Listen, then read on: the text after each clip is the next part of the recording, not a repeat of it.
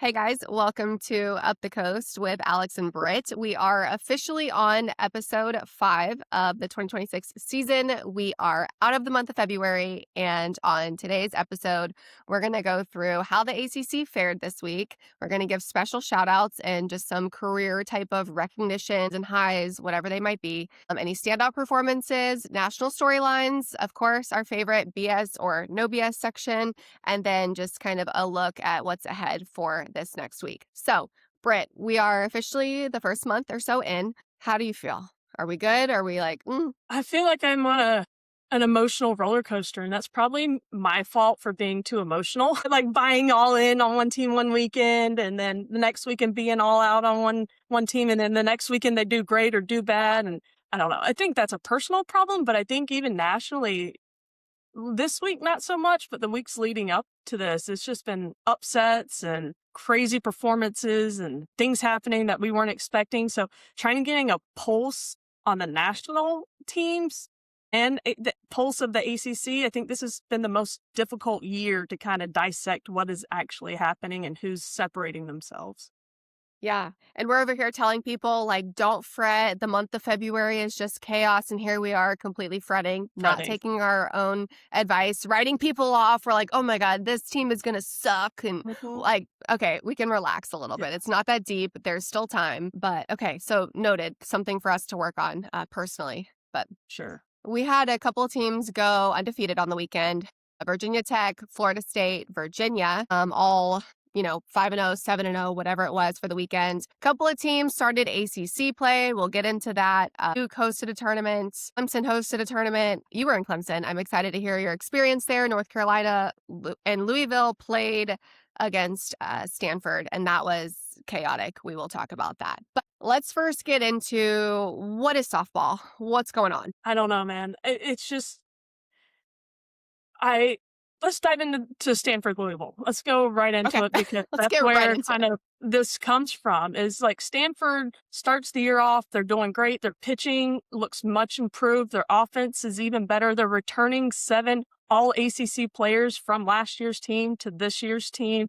Another year of growth under the pitchers, and I think the way they started off the season, high expectations. I even said it last week. I think this could be the best team in the ACC. And then I sit down and watch their game against Louisville, and I'm going to give major props to Louisville because they played a great series against Stanford.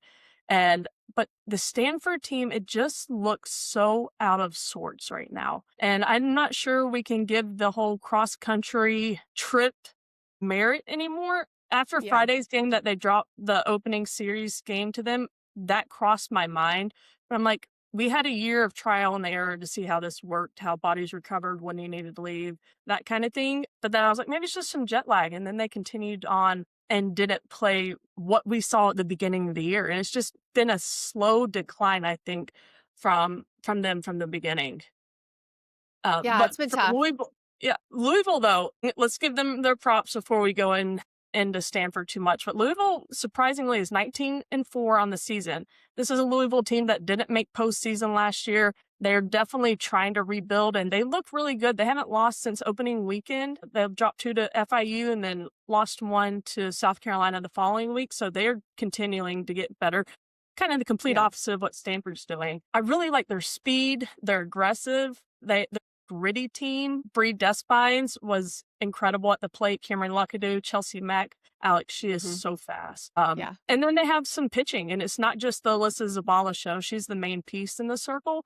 But Anna Wise, a transfer from Ohio University, and Madi Reeves. And then the freshman, Jayden Gohs looked really good in the circle too. So I think what Holly April has been able to do this year is really, and I think she's doing a great job. But I don't think they should have won the series. But I do Yeah. think they're a good team and much improved. Yeah. But on paper, you're right. Like Stanford is better, should be better.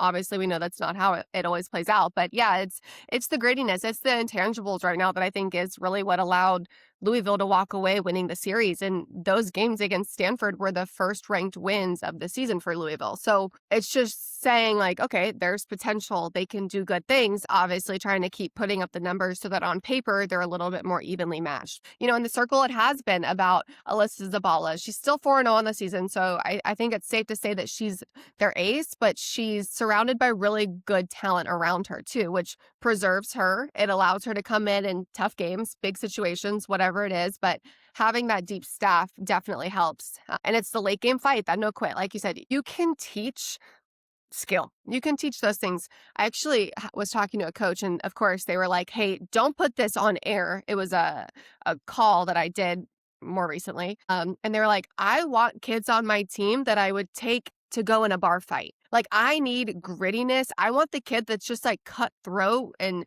we have nice kids, and like, what a funny problem to have, but like, you need that dog. And I don't know. It's just, that's what people want. That's what you need in life, I feel like, in general. That's completely what Louisville is. They have that gritty identity. And April, they said on the broadcast that she wants her team to be annoying. And they identify, they know who they are. And they annoyed Stanford badly just by putting the ball in play, taking extra base hits, making Stanford feel uncomfortable. And Stanford, I don't think they have an identity right now. And I know, and Louisville does, and they've completely bought in. Yeah. So good stuff. Yeah. I was going to say, your girl, Taryn Kern, still did well, right? Like, there's some players for Stanford that are still really good and really successful. It's just kind of that total team that you need to obviously get some dubs. Yeah. And Taryn Kern did leave the game a little bit with a hand injury. She did come back in for at bat, but bunted and went back on defense. So it'll be interesting to see how that plays out because she's a big piece. Hopefully it's not anything too serious. But I just want to dig in a little bit further into Stanford. First thing is their pitching. Their pitching started off the year really great. Zoe Pistaico doing good things. Alyssa Houston, much improved. But this series, they had over an 8 ERA in 3 games, just 13 strikeouts, 22 earned runs, 18 walks, and 14 hit by pitch. And to dive into the numbers a little bit more, 42% first pitch strikes was the lowest in the ACC this week. And compared to that to Virginia, who had the highest first pitch strike, 63%, and ended up having 55 strikeouts. So that first pitch getting ahead is really important. And they walk 18% of the batters they face. And that's just giving up free bases, putting your defense in bad situations. Yep. I love the ratios there, and something that I've been like really focusing on just even in games for, like how Stat Broadcast kind of gives you splits and comparisons. I am like heavy looking at the strike percentage of each pitcher in a game. And if you're throwing less than 2/3 of your percent, you're not always losing, but it's a long day. You're throwing a lot of pitches, and it's also quality of balls. And we'll talk about that a little bit more. But if you're throwing your balls around the zone, cool, I will take a lower percentage. And they're just off the plate, or maybe the umpire's got a tight zone. But if they're like egregiously bad pitches and you're just all over the place, one, you're never going to be able to expand the zone and get off the plate called strikes because you just look like crap. And then two, like you're just not going to be successful. Not that any of these pitchers in particular look like that. I'm just saying, like, that's a general concept, or my opinion. Yeah, I completely agree. And we saw it all come together in the 7th inning of the rubber match for Stanford. Yeah. They had a 3-run lead going into the bottom of the 7th inning, just needed a couple outs, and they had their series. Nobody would really kind of dive too deep into kind of what this team looks like because they walked away with a win, but they did not. Louisville was able to walk off, and this is that you're not going to see in the box score, are these mental mistakes. We had Stanford first baseman going back, routine ground ball, can't find first base. Runner reaches the base. Doesn't go down as an error, gave the hitter a hit. And then in the 7th inning, it all just snowballed. Leadoff runner hits a bloop single. Leadoff hitter for Louisville, bloop single into right field. Right fielder misplays it, like the ball has already bounced. And then she dove. It got by her. Runner gets to second base. They give it a double. Very next hitter, double, scores a run, cuts into the lead. Then Louisville ends up with bases loaded, routine ground ball to first base, goes to the backhand, hits off her glove, another run scores. And then to end the game, Alex, bases loaded, 2 outs. At this point, it's a tie ball game. Routine ground ball, first base, throws home, plenty of time. Catcher's 6 inches off the plate, like stretching, foot nowhere near the plate. It's just, and that's not an error. But it is. It's Yeah. mistakes. And especially when your pitchers are getting shelled or can't find the strike zone, you've got to play defense. And right Mhm. now, Stanford's just making so many mistakes that you can't see in the box score, but they're shooting themselves in their foot. Mhm. Something I'm curious to dive into this week in particular is the outs above average and trying to figure out kind of the Stanford defense, maybe what those numbers look like. You know, the plays that they should be making, are we making them or are we not? And I want to dive into that a little bit too, because I think that's a good point. Like you're right. Like it's not necessarily an error, but should they be making it? Should a normal Division 1 at a P4 school, you know, be making that play? The answer is probably, Yeah. right? Yes. All those plays that I just mentioned should have been made. And from anybody in the ACC. uh, should be done. But then I'm kind of like, why is this happening? And we talked about this. There's a bit, and Alistair is a phenomenal coach, amazing mind, brilliant person. And I'm going to dive into this as somebody who's trying to understand what's happening. And I need your help on this. But the amount of defensive substitutions and movement they have all game long is absurd, in my opinion. It's like you can't get into a flow. If you're going from Mhm. first base to right field every other inning, or from left field to right field, or from DP to left field every other inning, you don't even get comfortable. Like there's no Mhm. rhythm to the game, and you feel this disruption in the game for as many as mound visits they have, how long those mound visits are, and then the defensive changes, and it's just like so much. How many defensive changes did they make in game 3? 24. 24. 24. 24 defensive changes, and it's just switching like the right fielder and the first baseman every other inning, or the left fielder and the right fielder just switching every other inning. DP coming into play every other inning, and you're a first baseman. All right, you go from first base to right field. Is that a big difference for you? I mean, yeah, like same side of the field, yeah. It's nice, but You need a it's different a glove, different everything. and just like I think about the cohesiveness of an infield and an outfield. Those are your girls. Like you got your innies and your outies, right? And it's just, I feel like, and then we saw the right fielder misplay the ball, 2 misplays at first base, and then they brought in a new catcher in that 7th inning, misplays the ball. So it's like putting people in positions not to be their best and to Yeah. succeed, in my opinion. Yeah. And I don't think obviously like that's not the goal, right? And so Right. when I say that, the goal is not to like put people in situations where they're going to fail. The goal, or I guess the problem, in my opinion, is where is our comfortability? Where is our confidence? What are our strengths? And then trying to play to those, because it's almost like you're trying to balance like some people's strengths and avoiding some people's weaknesses, right? And I think that there could be a simpler solution. Don't know what it is. We're not the ones there every day, but something's got to give, whether it's making your athletes just more versatile. So, like, if you're making these defensive changes based on hitting matchups and all these things, like maybe attack the areas where some of the athletes have weaknesses defensively. And I'm saying that as somebody that was not very good, or well, not very great defensively. Like, could I do the job? Sure. Could somebody come in a late game situation and play first while I Right. still get my at bats? Absolutely. Right.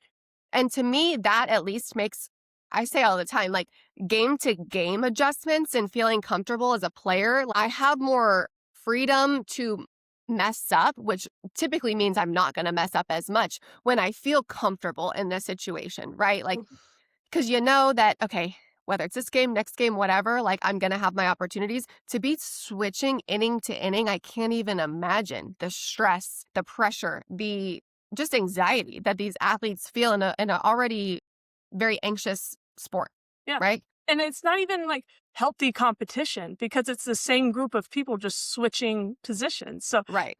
we're going to get more information on this and kind of Yeah. dive into that more. But from the outside looking in, it looks like a disservice, and maybe it was just exposed more this weekend. But you can get lost in analytics, and Stanford's a really smart team and really, really smart people. And I'm worried maybe that's kind of taking shape there. But they have the pieces, the offense, the tools. We saw what their pitching could do early in the season when they have the ranked wins, and lost by 1 to Arizona and Texas with a winning run on third base or second base, right? So they've been in these big games. It's just they're kind of hitting a valley right now. Hopefully we see them start coming back up.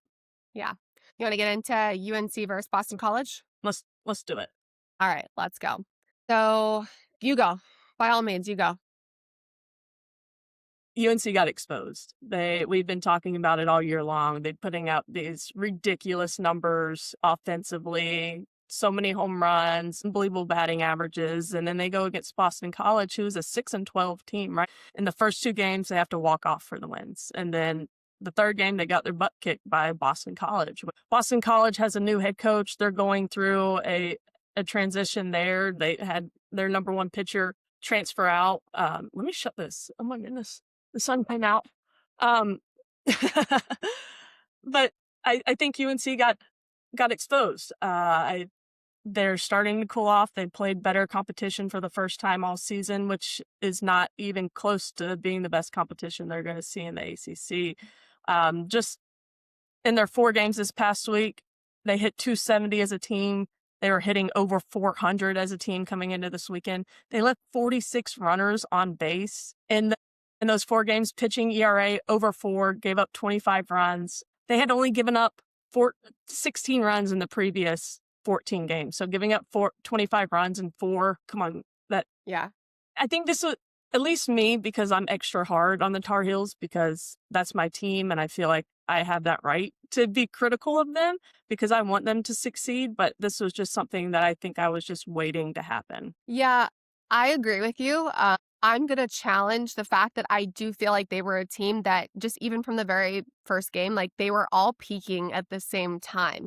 And you know that good teams have a couple of people that peak all sporadically throughout the season. And that's how you sustain. In my opinion, and from my experience as a player, you don't want to all be peaking at the same time because then what's going to happen is you're all going to plummet at the same time too. So I think that the talent, the capability, the potential is all still there. And I think that they're going to be able to compete with some of the best teams. I just think they've got to figure out that game and player management to make sure that we're not all on our best and on our shit at the same time, because there's going to be a time where I don't need my 1 through 9 hitters all hitting in one game. I need 1, 3, 5, 7 hitting in this game, and then I need whatever hitting the next game. Like, you've got to share the success because otherwise the downfalls are like plummeting. You know what I mean? So And I think that's a little bit.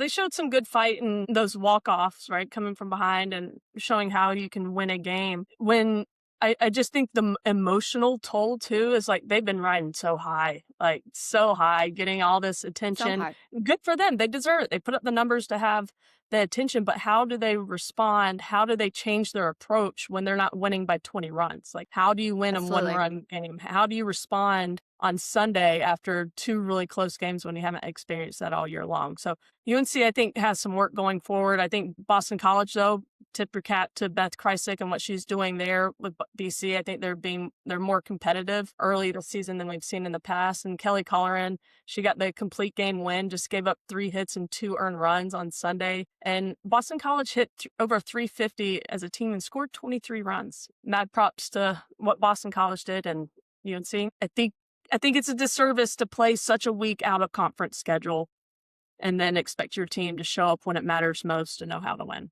That's it. I heard that. Okay, who do we want to get into next? Let's go to Georgia Tech, Notre Dame. Mm-hmm. That was crazy. I was watching, sorry, I have hair in my mouth, watching some of the games this weekend for them. First of all, I loved hitting. I don't know about you, Britt. I loved hitting at Georgia Tech. Like, I don't know. I just always felt like the ball freaking flies here. Yeah. Yeah, the ball flies really well there. I was actually out there on Wednesday and watched their game against Mississippi State. And I don't know if I know they've upgraded some parts of their stadium, but it was a super cool vibe.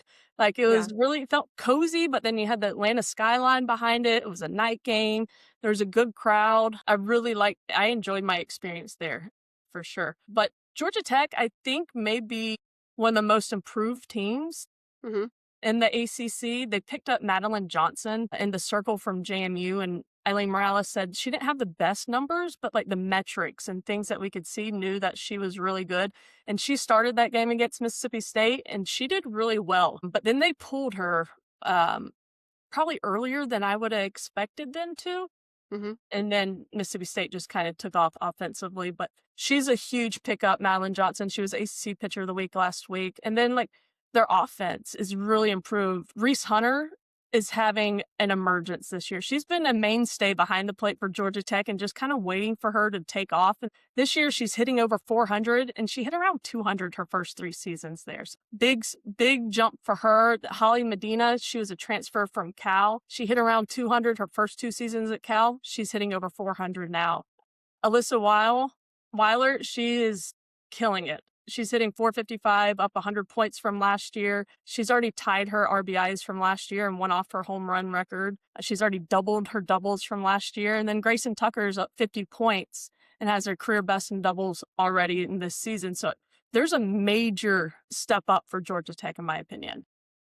Couldn't agree more. And I think this is a team that for the last couple of years has had great potential. I just think that it's a matter of it all coming together at the right time. Like a couple years ago, I'm trying to think, 2024, they had some big hitters, right? And so just figuring out kind of how to get back there, how do we have the success? Because they were in some national conversations as just like one of the better offenses with some of the numbers that they were putting up then. So, all things in due time for sure. Yeah, I think it's kind of a parallel to what we're seeing at Virginia is this development. Eileen Morales is a really good coach. She knows how to develop players, and it's not going to be an overnight thing. But I think, in my opinion, they're a clear postseason team. They've played tough out-of-conference schedule. Their strength of schedule is good. They're taking care of business in conference right now with the sweep of Notre Dame. So I really like what I saw from Georgia Tech, and the Madeline Johnson is a big piece of that in the circle. Yeah, good stuff. And then Notre Dame too. Like this is a team that I got to watch a couple of weeks ago in Florida, and I was like, interesting, like they're just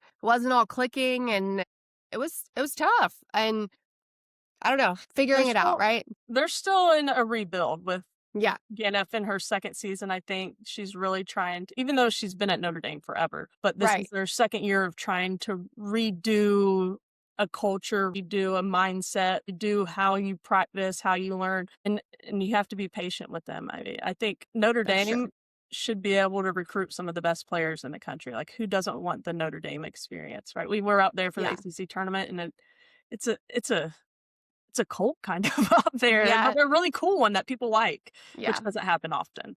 Yeah. Well, and I think the hard thing too is you take academics into consideration there, and you have to. And just in regard to like the conversation, and normally they would say that you get athletes that really go to Notre Dame for the education, and that softball is a plus. But they do have a couple of kids that are there for softball, and the education's the plus, right? And not that either one is right or wrong. It's just a matter of mindset and recruiting and strength in recruiting and things like that. So all are fun, but it's a matter of like the kids that just want to get after it versus the kids that, really care about being smart. Right, exactly. So that's funny. Good stuff. So, okay, let's get into Virginia Tech next. Some of the one-offs that didn't play, obviously, ACC conference games. Yeah, I had somebody ask me this weekend, or after this weekend, who do I think is the front runner in the ACC? Ooh, okay. What's your answer before I give it mine? Because they put me on the spot too. So I guess I feel like I'm going to go tried and true. Florida State, because the experience. Now, I am anxious to see the next couple of weeks how things play out, because this is a very young team. So I think that there's benefit to having been there, done that. I also think there's a curse to having been there, done that, because of the external pressures, the fears, all the things. But I would say Florida State right now, but there are some really good teams. I would have been with you a couple weeks ago about Stanford, but Virginia Tech has had some huge wins this season. So they are definitely on my radar as to like, I am so excited to see them continue. I went with Florida State too, but I was surprised at how difficult it was for me to pick between Virginia Tech and Florida State. And just a couple weeks ago, I told you I was about to jump ship on Virginia Tech. So there's me being emotionally and irrational. But they lost to Michigan State and they lost to Charlotte. And I'm like, come on, what is this? And then they just answered back. They took 2 from Georgia. And then this weekend they went down to Auburn and took 2 from them in a dominant fashion. I'm like, this team is playing good competition. If coulda, woulda, shoulda done something better down in Charlotte. But I was surprised at how difficult it was for me and how much Virginia Tech is impressing me this season. After they lost those games in Michigan and Charlotte, they haven't dropped a game, and includes 4 wins over the SEC. And I think the biggest surprise for me has been Bree Carrico in the circle. We talked about Emma Mazzarone a lot, as we should, early in the season because we knew her. She was coming back. Bree Carrico was on the team last year, but didn't play. But she's emerging as their number one pitcher. She only has one start, but has 4 wins on the year. And she's got a nasty rise ball, and then she has some jump, just like an off-speed, wacky movement that is really, really good. And I think her and Mazzarone are going to be a great 1-2 punch. And then they have some other arms too that are really good. Yeah, so I want to continue just about Virginia Tech for a minute because I feel like it's easy, like emphasis on the air quotes, to write them off because they don't have like the one name anymore like they used to. Emma Lemley, Corey McMillan, right? Like some of these big players that were very impactful, putting up the huge numbers. And now it really is like a total team in regard to they've got multiple arms. I think they've got 3 legit pitchers right now, maybe a little more, but just all splitting innings, doing all the things. And then just offensively, again, it's not necessarily always going to be one player. It's a couple of people that could beat you. So I feel like Virginia Tech is a threat because they are the most complete team that they've been through and through in a few years. And I think not ever, but as you're talking right now, I'm thinking she kind of sounds like she's describing a traditional Florida State team. Like they have a couple big hitters, but it's not separated by so far. Like everybody like a star. Yeah, everybody's up here at this level and nobody's too far out in front. And I think that's what Virginia Tech has this year. And offensively, they've scored 6 runs in every single game but 2 this season. And I think they've always had the offense to make it to the World Series, but they've come up close. But it was like the top 4 hitters, right? And then they get to the bottom lineup and they kind of fall off. And then when those hitters came up, they knew that was their opportunity to win. And then they had a thin bullpen and just couldn't. That 3-game series and super regionals, they didn't have enough arms. And I think this year they do. Yeah, I completely agree. And I also agree with the Florida State comment of like, you look at a lot of teams across the country and you've got stars. It's very rare that you're like, okay, like, yeah, there's some players doing some really good things, of course, but it's a total team. Mhm. So I think that's what Virginia Tech has working for them right now. Yeah. They just need to So- take care of business when they should take care Yeah. of business. That's everybody, right? Yeah. Yeah. Could probably say the same about ourselves, but I don't know. Maybe I'm just speaking for myself. I don't know. We're not here to talk about ourselves and our Right, and our problems. Somebody could make a podcast about us and they Oh can my do gosh. that. Yeah, fair. Let's get into Virginia. So they had an absolute gauntlet of games, 7 games in 5 days, didn't take a day off, and you described them as just an absolute gritty team. I mean, to play that many games at this point in the season, after you're already playing 5 games in a weekend, and you got 7 games in 5 days, double headers. I mean, thankfully they were at home, but that's hard to do. And Mhm. just to keep that focus, that commitment, and to come out with that win against Michigan when they walked off, I thought really exemplified that grittiness. Like they were down by 3 runs in the bottom of the 7th in their 7th game in 5 days. And it could have just been easy. Like, you know what? We did pretty good this week. Like nobody's going to really, fault us for dropping this game. And Yeah. And I don't think we would have, especially to a good offensive team like Michigan is, but the self-awareness and commitment they have to winning and competing every pitch is impressive. And I really like that from Virginia because in the past, that's not what we've seen. Mhm. Virginia used to be happy for a win, but we're okay if we kept it close, right? But not anymore. They're continuing to level up. Yeah, and they're a team that does have some stars still, but I agree in that they are leveling up in multiple ways, and you can't do that with just one good player. You've got to have several. You've got to have several capable players that are versatile, that can not only hit but can run the bases aggressively too, right? Like it's that total team type of concept, and I think that it's taken Coach Harden a long time to build this, but it's finally starting to come to fruition. Yeah.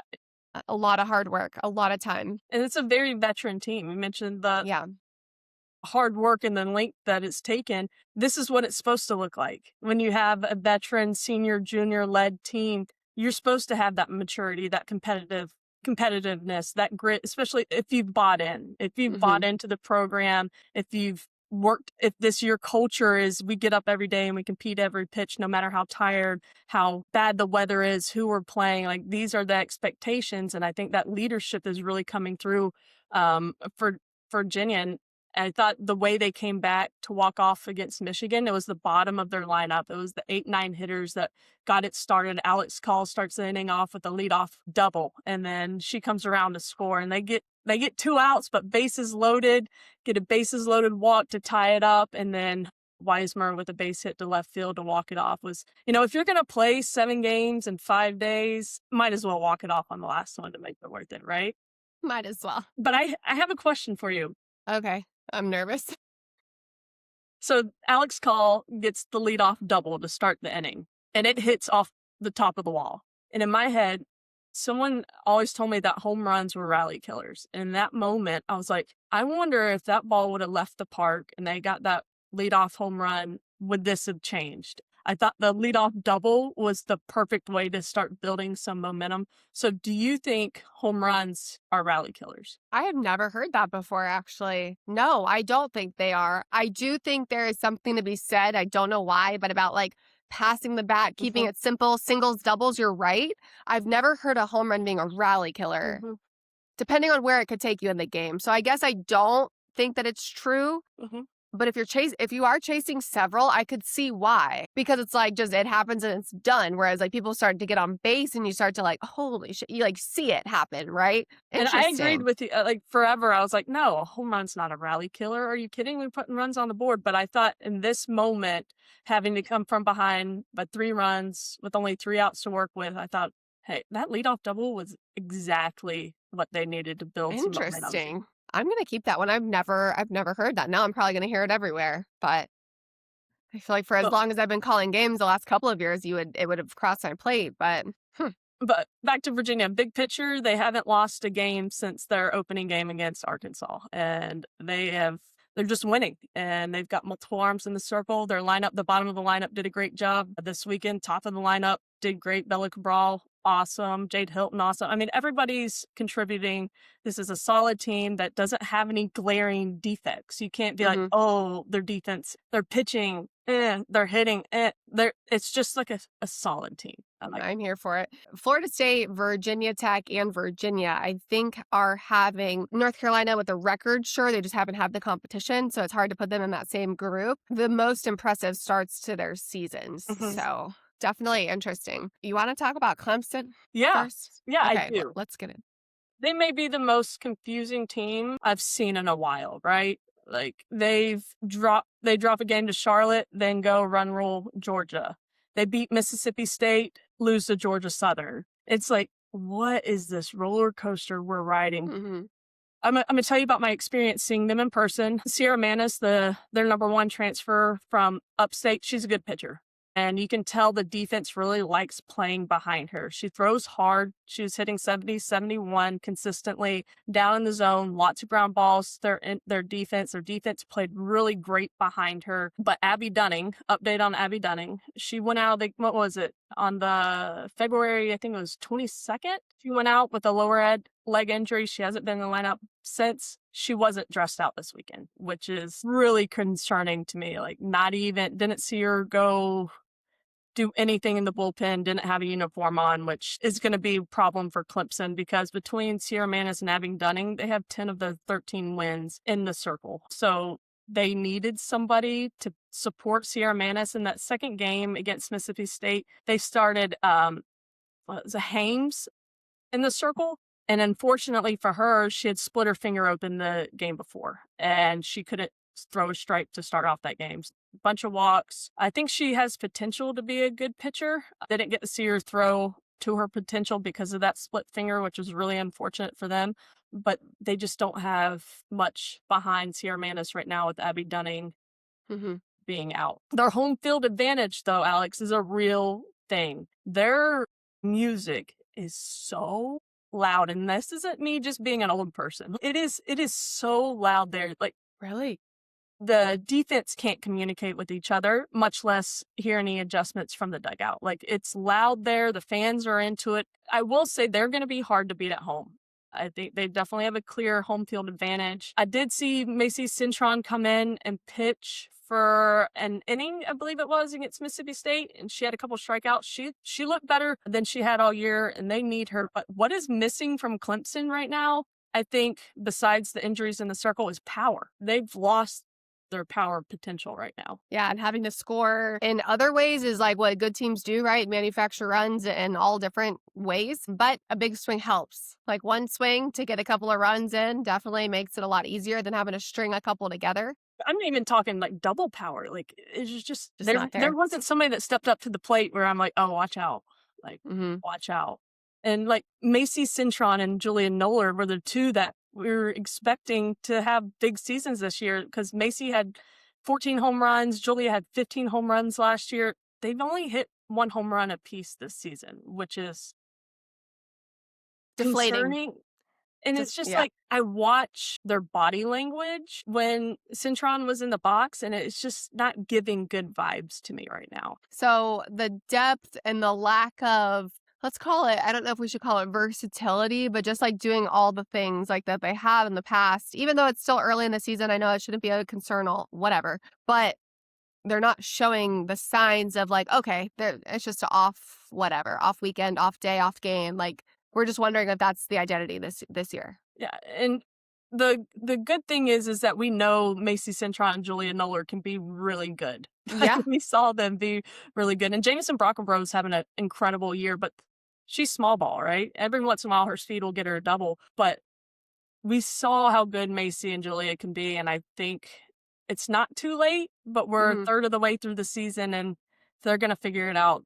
They got to figure it out now. And I don't know if there's more to the story. There always is. But if they want to make a run, those two, I'm going to keep my eye on. And Abby Dunning's help. Yeah. We will definitely be closely monitoring that. And I'm sure that the next time, if we get to see her throw again this season, depending on the severity, all the things, like we will be texting one another like, okay, phew. And I just hate sigh of relief. Yeah, absolutely. After missing last season with an injury and what she did 2 years ago with Boston College, like I've been so excited for every single season, and to see her go down really stinks. Yeah, so definitely hoping she's okay. Well, let's kind of stay on that same topic. Another team having dealt with a big contributor in injury, Florida State. We'll talk about what they did this weekend, but it has to be noted, like East Torres hasn't been in the lineup for 8 games now, and that she's a big part. She's their leadoff hitter. She was hitting up in the 4s. I think she was actually almost hitting like close to 500, if not 500. But obviously now the at-bats, missing out on, 8 games, that's 20 to 40, depending, at-bats, that she's now less than. So a big one. Hope to see her back. I think that we'll see her back sooner than later, and probably just playing it more precautionary than anything. But let's talk about Florida State as a whole. They went 5-0 on the weekend. Good stuff. Yeah, I think the biggest thing is Kennedy Harp is back in the starting lineup. So that's huge, because I think Florida State had some people out of position, and they've had some trouble at first base with some errors and having people out of position because Kennedy Harp wasn't in the lineup. She was on the USA Softball preseason player to watch list top 50. So she's a phenomenal player, All-American, and she came back, had a great opening weekend. I think they were extra cautious of bringing her back, and I think that's kind of what they're doing with Issa too, but I don't know that for sure. But I just know Lonnie's going to put the health and well-being of an individual player than trying to rush them back. And they're still able to win without having Issa and Kennedy in the same lineup. So when they both get back and they're full strength and people are in the positions they need to be in, it's just Florida State's thing. They're just going to get better all season long. Yeah. They're definitely one of those teams every year who is not nearly as good as, or is so much better at the end of the season than they are at the beginning of the season. You have Kennedy's numbers, right? Yeah, I do. Yeah, she was 7 for 12 this weekend. She had a home run, 7 RBI, 3 extra base hits. Finally kind of starting to get back in the rhythm and groove of like that game speed, because no matter as much as you practice, being in a game under pressure is completely different. And you see it all the time, coaching kids, talking at this level, all the things. But yeah, I love to see her getting in there. And you're right, they are a team that historically does get better.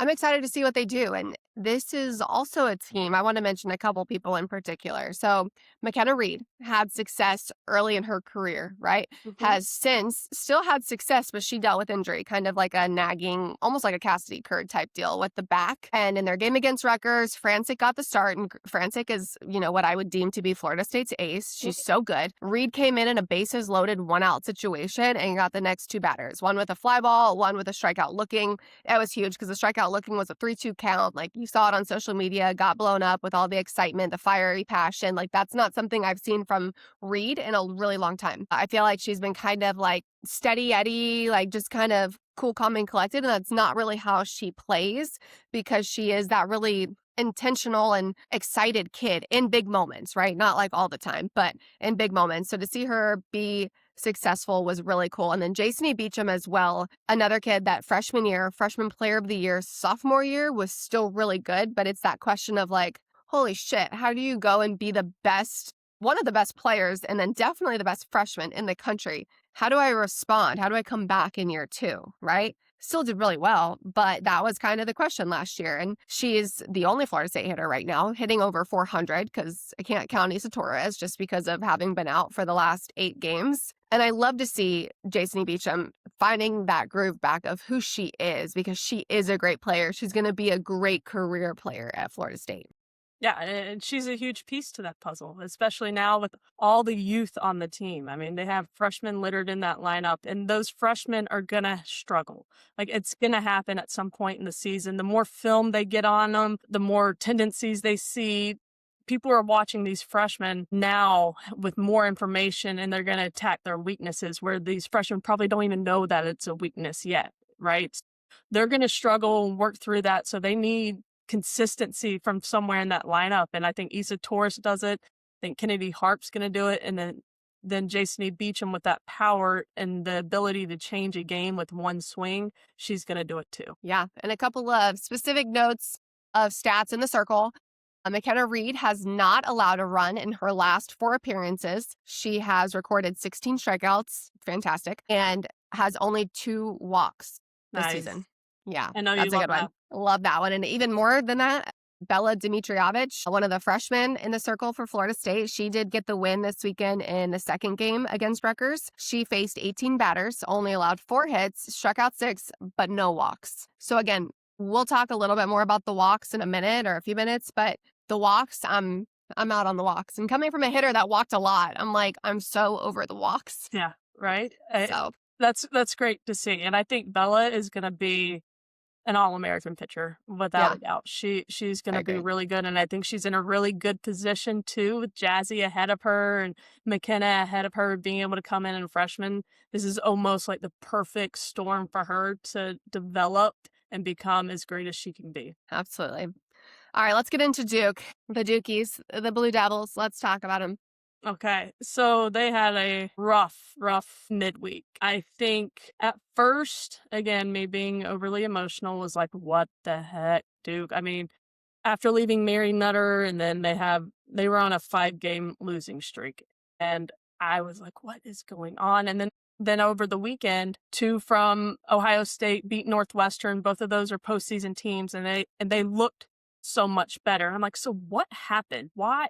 And the only thing I can think of, and people are going to think this is an excuse or whatnot, maybe it is, but I think it's real. I think the schedule they're playing and the travel that they've had to go through, from first weekend going to Florida, coming back home for class, going back to Florida, going from Florida to the Mary Nutter in California, coming back home late Sunday night, Monday off day, and having to change the ECU game, move it up to Tuesday, not having any downtime, and those tournaments that they're playing in, top 10 teams, top 20 teams, double headers every day. And if you have a thin pitching bullpen like they do, that's going to freaking wear on you. And I think fatigue was real on Tuesday and Wednesday against their games against ECU in Boston. And then they get 3 days without games, 3 days without travel. And then they came out against Ohio State and Northwestern and performed. I know they're dropping out of all these polls and whatnot, but I'm not overly concerned with Duke. I think they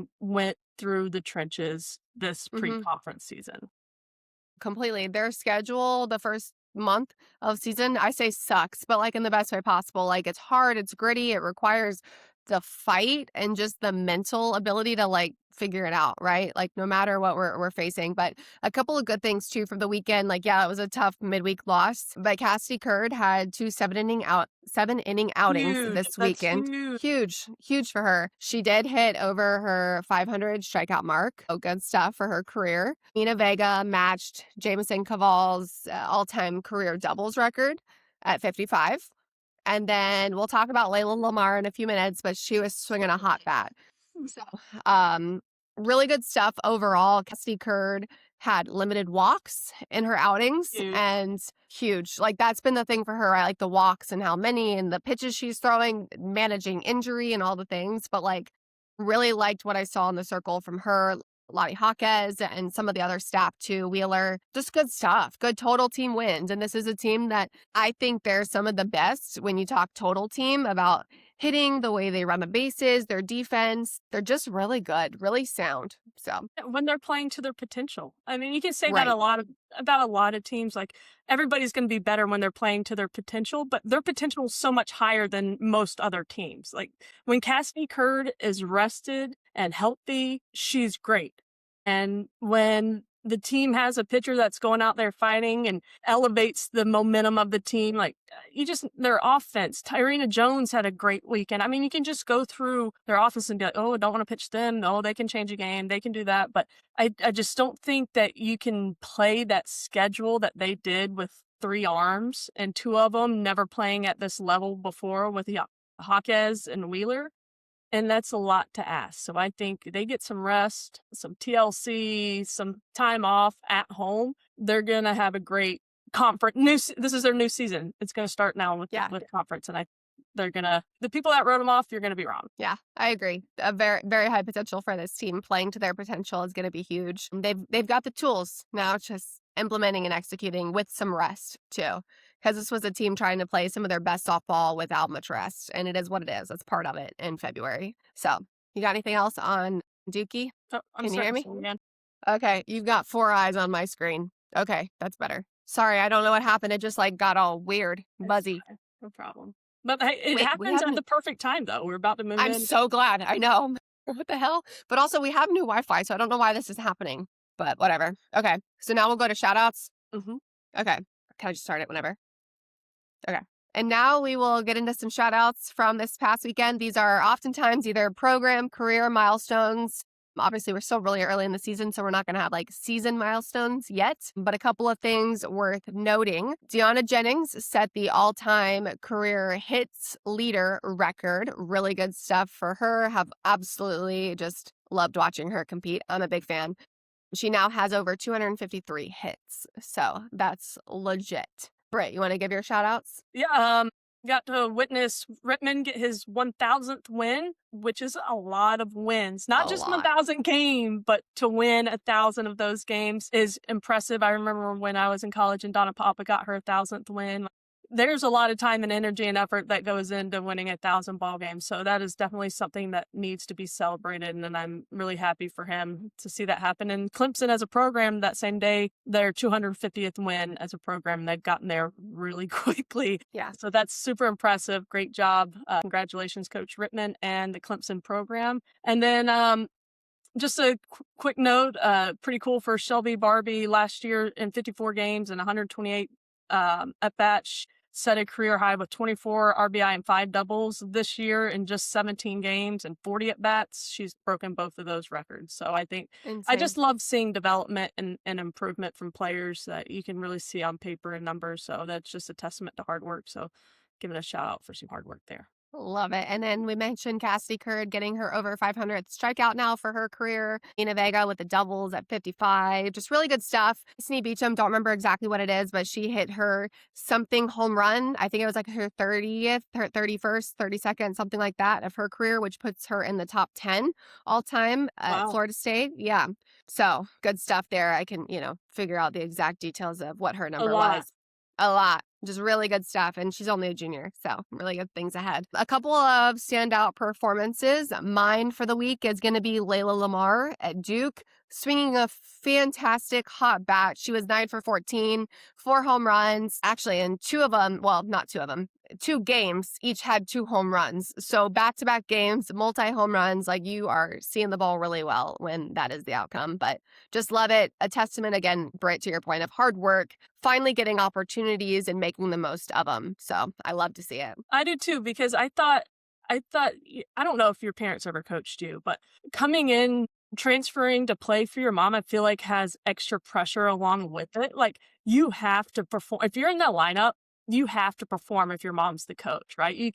Because you don't want she's only there because mom's the coach, whatnot, and didn't have much experience last year at Florida, didn't get many opportunities, and then coming in right now and, just absolutely killing it. I love that for her. Yeah, me too. And yes, my parents were, and you almost, like you're saying, you're beating a stigma, or you're like challenging a stigma of like, it's not mommy ball, right? You can't at this level. One, jobs are at stake, all the things. But yeah, you've got to show people a little more of a chip on your shoulder of like, no, I'm here all about business. You know, my mom being here is a plus. Yeah, and by no means would Marissa Young ever play somebody because she birthed them. I feel like completely the opposite. She'd be tougher on them. So for sure. Yeah. And my player of the week, I'm going with the Cavaliers, Virginia's Bella Cabral, man. I saw the stats and then I had to go back and make sure they were accurate because all the stat stuff that we talked about before is all messed up. I'm like, these numbers can't be real, but they were. She went 11 for 16 with six home runs, 13 RBIs, 8 walks, and 2 hit by pitch. I mean, that is a phenomenal weekend for Bella Cabral, who, kind of gets overshadowed by Jade Hilton and some of the other big names there, but she has been an instrumental piece to Virginia. So I'm excited for her to get some acknowledgement, and you put up numbers like that, people can't not talk about you. Yeah, so true. So shout out to the squad for crushing it this weekend. Big numbers, big stuff, big output. National storyline for the week. It's just our take, like a little hot take action here. Brittany posed the question, is softball on the verge of becoming unenjoyable? What are your own thoughts? So I still think it's the greatest sport that we on earth. But I'm going to give you some numbers, okay? Oklahoma in 21 games, 84 home runs. UCLA in 21 games, 60 home runs. Florida in 24 games, 55 home runs. At what point does that not become enjoyable to watch? I know everybody likes the big bombs on TV and whatnot, but putting up over 20 runs in an inning, it gets long. And we've done so much to try and fit this sport into a window with the pitch clock and the hitters and the reviews and so many things to shorten this game and make it more enjoyable, that hitting 84 home runs in 21 games, is it too much? I'm not saying it is or isn't, but then I also think, like, what young girl's going to be watching the game and be like, I want to be a pitcher. I want to do that. I want to get my shit hit 500 feet, Right. Like, it's going to be a lot more fun to be like, hey, I want to be a hitter. Like, long term, are we going to lose competitive pitching? Like, I don't know. I think there needs to be, I'm not saying we need to go back to 1-0 ball games, right? Still have power, but how can we change? What are some options do we have? I don't think it's feasible to move back fences across the country because of infrastructure and price and finances and all that. But I think the conversation, do we need to have a different core in the ball so it doesn't fly as much? Like, I feel like that's the quickest and easiest fix, but I'm sure some people don't think this is a problem, but I'm getting there. Yeah, I think it's like a double-edged sword, because I think the parity across the sport that's the most common phrase I feel like people use, right? And talking about equality as far as the playing field goes is the best it's ever been. You don't have one team, one specific dominant player always being successful and just running through people. People find ways. So I think that it's partially like the most even playing field that it's been in a long time. The last couple of years have been like that. But I also think, to your point, like, I mean, sometimes it's just ridiculous. And I think a big part of that is budget, flat out, like team budgets, being able to do this, whether it's NIL, whether it's whatever, like, you're having a hard time unless you have players that really want to go to a mid-major. they're having a hard time competing against some of these P4 schools, like, period. There's a lot of reasons for that, and they're kind of getting pissed about it. It's like, yeah, let me come to your school and you can just like railroad us, you know? So I think that's even just creating a little bit of cohesion and like butting heads in the sport. And it's uncontrollable. It's not like a head coach's fault at a P4 school that they've got funding and a mid-major doesn't, or vice versa. That's their job. It's their job, and some mid-majors get funding and some don't. Like, it sucks that it's not a little bit more equal. But yeah, it's not fun to see some of these games. I called a game, and it was, I think, UCF this past weekend. They scored 21 runs. And it's like, okay.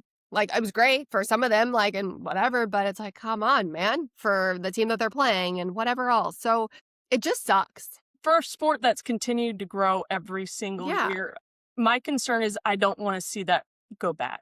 Yeah. I think that your ball continue to grow. I think your suggestion of a adjusted ball is valid. I think it's a good idea. I don't know if it's the answer, but I think it's a fair question, and just trying to control it a little bit because it's a little chaotic. And we'll talk a little bit more too about the pitching and this. Like, this is also, I feel like, the end of an era of some really dominant arms, because after this, I think the question is going to be who are the best pitchers after this season, right? Like, you mentioned them in our conversation prior to this podcast, was like, you've got Tegan Kavan, you've got like Nyjah Kennedy, Jordy Fromm. Yes, you've got, who else did you say? Carlin Pickens, like all like these dominant players. After that, who is it? And why are they going to be successful? Because no longer is the power game the only thing that's going to make these people good, where I feel like in the past, pitchers could overpower hitters. It's not like that anymore. You've got to have multiple speeds. You've got to be effective, not just consistent and a hard thrower. You've got to be throwing, and I almost think you got to be throwing more than 2 speeds. You got to be, I think, three speeds. Something hard, something moderate, and something slow. For sure. So just my opinion as a hitter, like, I can sit hard and soft all day. Yeah. And you mentioned those 4 names, and those are the top 4 teams in the country. Like, if you have the best pitching in the country, you're in the top 4 teams in the country right now. But what's that going to look like next year? Like, we knew coming into this year, we had probably the best senior class of pitchers that we've seen in a very long time in the sport. And then going into next year, are the top 2 teams, if they play each other, is the game going to be 16-14? What is it going to look like? And that's my concern. And that's not fun. I don't even care if it's not fun. It's not fun if you're 30-0, and it's not fun. I've called games that are 8-9, 9-11. Those aren't fun. It's like, come on, bro. Yeah. Like, we're here for the betterment of ball. We are just here for the betterment of ball, not knocking people for hitting home runs. Totally. So don't even. Totally. We want it to continue to grow and people to watch. And for it to grow, people have to watch. Yes. So, all right, let's get into our favorite, BS or no BS. All right, Alex. Going to ask you a couple things that I saw from the week, heard, or even made up in my own head. If it's BS or no BS. And this week we saw an article come out from something online that it was addressing the Oklahoma game where they absolutely blew out, was it Alabama State, or I think it was. Yeah. In the article, these teams get a guarantee to go play at Oklahoma. You see it in football, but those guarantees are like millions of dollars. And when I coached, I remember at a mid-major, we'd get a couple $1,000s or have them pay for our bus to go play them. Or what? This person decided that it would be a good idea to, instead of a guarantee, that they would the winning team would pay the losing team $1,000 per run they beat them on. Is that BS or no BS? Yeah, that's bullshit. I think that's absurd. I mean, I could understand like a guarantee and it should be worth somebody's time because of lack of resources, because of they could probably go somewhere else and do other things. But yeah, I think that one's BS. Yeah, you talk about manipulating the game and the integrity of the game. So you're going to tell Oklahoma if they want to save some money, don't score any runs. Or if you're the other team, maybe I'm going to throw somebody that's never pitched their entire life and let Oklahoma score 100 runs so I can get $100,000. Like, that is bad for the game, bad for the sport. I hate that got put out there. I hope it doesn't get traction. I agree with you. It's BS. Okay, this one came from me. You should be able, if you go to a game at a stadium and it's cold, and you go and try and buy their coffee at the stadium, but they don't sell coffee, I should be able to DoorDash coffee to the field. BS or no BS? I think you should be able to. So that is no BS that you should be able to, right? Did I say that right with all the double negatives? Okay. I did joke. I was like, this one feels personal. Like, I'll tell you why. Tell us more. Yeah.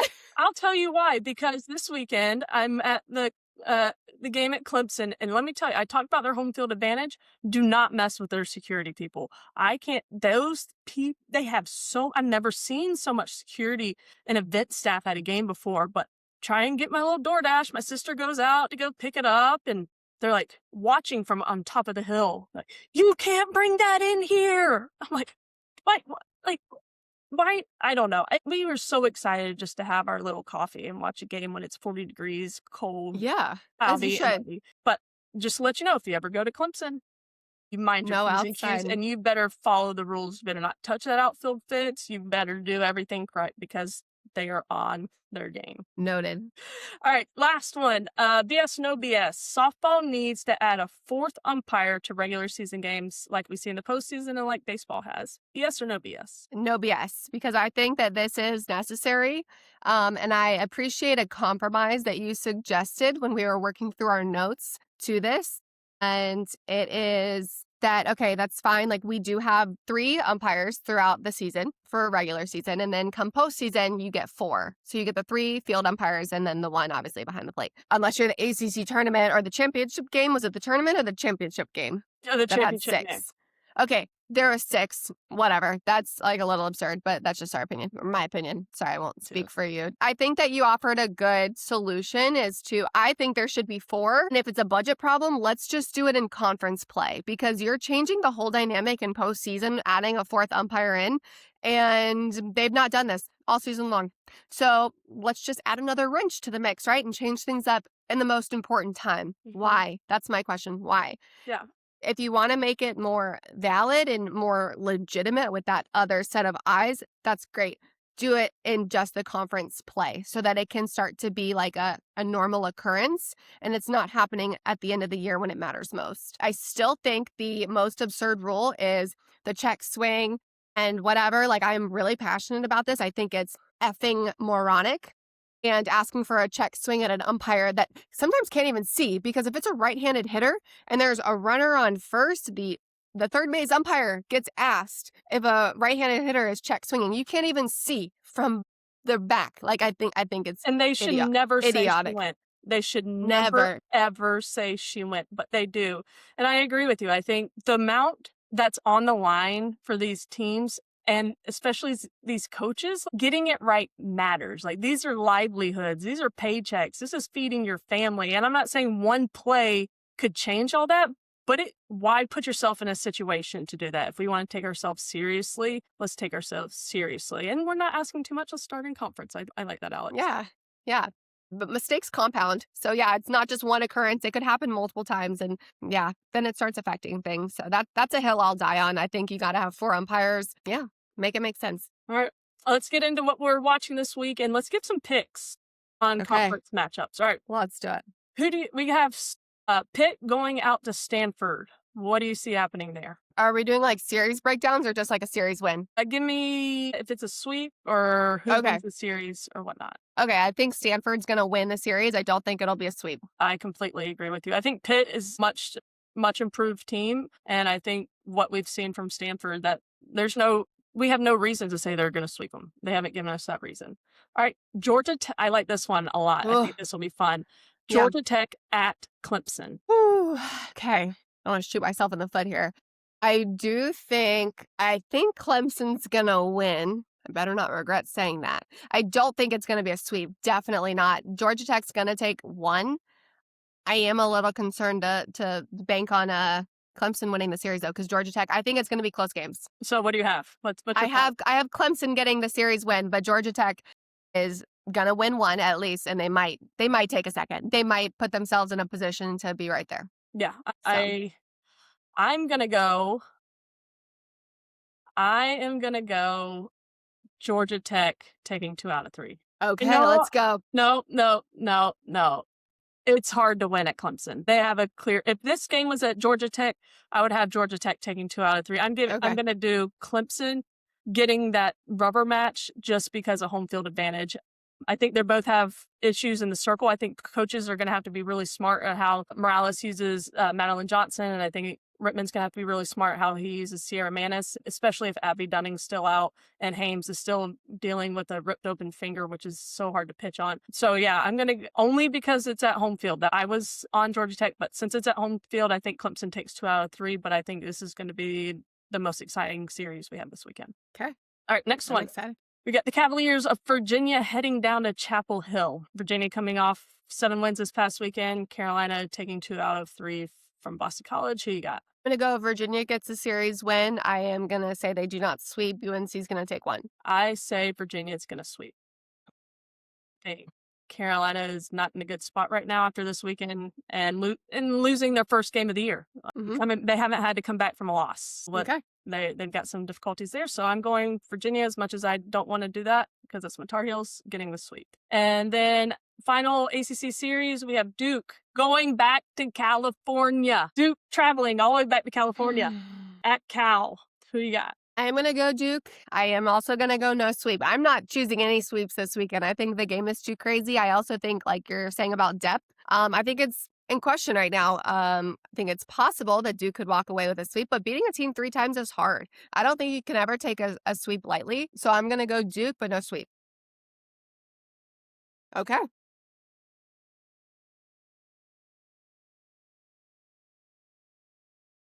True.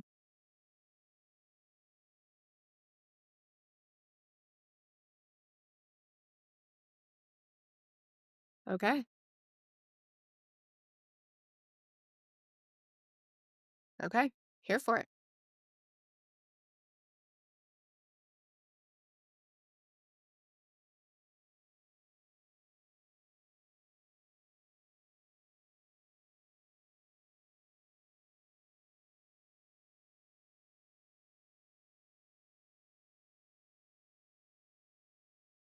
Yeah, I'm excited to see the Virginia Tech games. I got to call Penn State a couple of weeks ago at this point. Don't even remember when. They were impressive. So definitely have, they are, and they hit a shit ton. So, yep, they are swinging the bat. A lot of runs. I think they'd scored like more than 50 runs in the 5 games in Orlando, if I remember correctly. Yeah.